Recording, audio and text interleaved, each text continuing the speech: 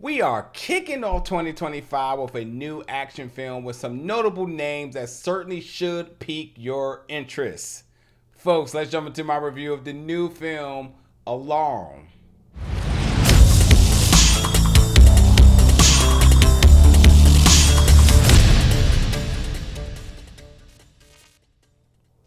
What's up, everybody, and welcome back to the channel today for another review. And today we're going to be reviewing the new film ALARUM, which is coming to theaters, on demand, and digital January 17th, brought to you by Lionsgate. So listen, when it comes down to these action films, and whether you see the key art or whether you see the trailer, when you see certain names, you certainly tend to raise your eyebrows or stroke your chin hair, wherever it may be. There's going to be some measure of interest when you do see names like Sylvester Stallone, because yes, he is the action star. And frankly, he's been putting in a lot of work on the indie scene, and I'm not going to say he's out here just looking to collect the check. I feel like he's actually pouring in some acting into these characters, or giving these characters some life. So, you know, I feel a certain way about certain actors when they come in and you can tell that they're doing a bare minimum so that their name is a part of the project, and then they're out with a check to possibly help with taxes or something. But I don't feel that way about Sly. I feel like not only does he bring a certain measure of notoriety, but also a certain level of experience, not only to acting, but also to directing. So, you know, having him a part of your set is truly a huge benefit. And with that being said, this is directed by Michael Polish, who is the director of the film Force of Nature, if you check that one out. But along with Sly, you got some other names that you start to say, and obviously one for me, I have to say, that really piqued my interest was Scott Eastwood. Scott, I truly believe that he is the next big one up. He's the next one up. He's the next big star. And obviously he's done a lot of work recently and on some other notable projects such as, you know, Pacific Rim and Suicide Squad. And whatnot, and the Fast and Furious franchise as well, which I probably expect that he will be back for the remaining films. But I got to be honest, man, I think he's one breakout role away for just truly being the next big action star, because he's putting in the work. It should be, he definitely deserves his flowers, and it should be noted of the work that he's done. And I will also say, across from him is his co-star Willa Fitzgerald, plays the character Lara, who also has been putting in work recently. When you talk about the likes of The Fall of the House of Usher, which was one of my favorite Netflix series of that year. Strange Darling was another fantastic film that released last year. And then Reacher is another one that is certainly grown in popularity. So I think, you know, when you have Scott, when you have Willa, you're just kind of like, okay. And then I mentioned you have Sly, and then you have Mike Colter, which I'm like, is Mike really in this? Like, is Mike really in this film? Mike is really in this film. He puts on an accent that's kind of questionable, but nonetheless, he has a character that is certainly intriguing, you know. But in this film, it is about, and it is an action thriller, and it's about two married spies caught in the crosshair of an international intelligence network that will stop at nothing to attain a critical asset. Along with that, you have this elite team of rogue spies known as ALARUM.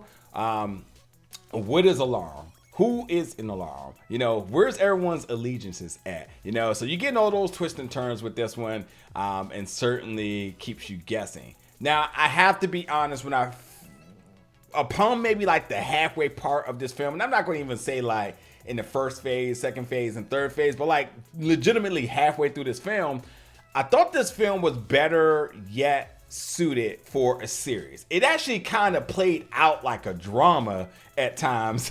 And I was kind of like, where is the action? Like, where is what we're here for, you know? And I felt like in terms of the character development, especially because you have Joe, who's Eastwood's character, and Lara, who's Fitzgerald's character, when you have these two that are married, but caught in this little web of all these different sequences and their paths, because you start off in the film kind of seeing exactly how they got together, but then after that you kind of wondering how have they been able to maintain a sort of life off the grid, considering these are two very important people of interest, and how they got together is definitely questionable are the likes of something like Mr. and Mrs. Smith, where you're just like, wait, what, they're actually together, you know what I mean? So I did kind of like that. But nonetheless, it definitely played out more like a series towards the end, towards the halfway part of this film. Until you got towards the second half to the end, is where like the action really started to appear, I can almost say. And then when it came down to that, listen, Scott, I think he's great. I think Willa is great. Willa has a really good scene in the third act, if I must say. And I think, Scott kind of gives you bit by bit more and more as you progress throughout the film. I would also say Scott has a very good scene with Mike Colter, and I'm like, oh wow. And then listen, we're talking about Sly. Anytime you have Sly, you're going to have to put a big gun in his hand, and of course he gets one. It is interesting. It's what we come here for. We want to see Sly, blow some things up, and of course he does what he does. So like, listen, the film definitely has some moments where you're kind of like, whoa, like that was intense. And then at moments I felt like it was kind of boring and kind of dragged. I was kind of hoping for more. I would even say in terms of like how the production was was shot, no flaws in the production, but even again, how aesthetically it looked more like a series in the beginning, just how certain scenes were transitioning from one another until the end. It felt very recognizable in terms of what you are accustomed to when it comes down to action films here, especially on the indie level. But I will say this though. I think the film definitely laid good roots and potential to tell more. Because one, Mike and Willa as your leads, I will constantly sign up for that. But also, I thought they made the characters and this whole web of things around ALARUM, I thought they have drew enough interest after a while that it says, like, I want to know more. And rather in these situations, you want to go back to the beginning and kind of see how they were at foes and then ultimately they became married, or you want to see who's going to be their next target or who's going to be after them next, whatever it may be. It is what it is. I just think they definitely did enough to kind of really have you invested into more storytelling here.